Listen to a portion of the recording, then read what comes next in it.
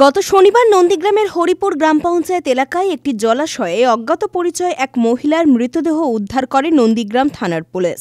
পরবর্তীকালে নন্দীগ্রাম থানার পুলিশ তদন্ত করে জানতে পারেন মৃত মহিলার নাম পূর্ণিমা দাস মাইতি।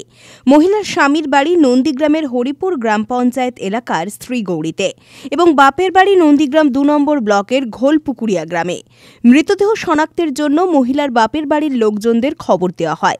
মহিলার বাপের বাড়ির লোকজনেরা সে মৃতদেহ শনাক্ত করেন এবং নন্দীগ্রাম থানায় খুনের অভিযোগ দায়ের করেন মহিলার স্বামী, শ্বশুর, শাশুড়ির বিরুদ্ধে।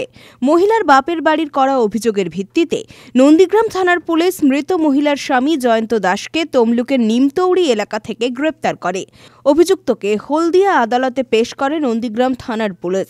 এই ঘটনা জানাজানি হতেই উত্তেজিত জনতা আগুন ধরিয়ে দেয় মহিলার স্বামীর বাড়িতে। পরে ঘটনাস্থলে পুলিশ গিয়ে আগুন নিয়ন্ত্রণে আনে। রঞ্জন মাইতির রিপোর্ট, খবর BCBS।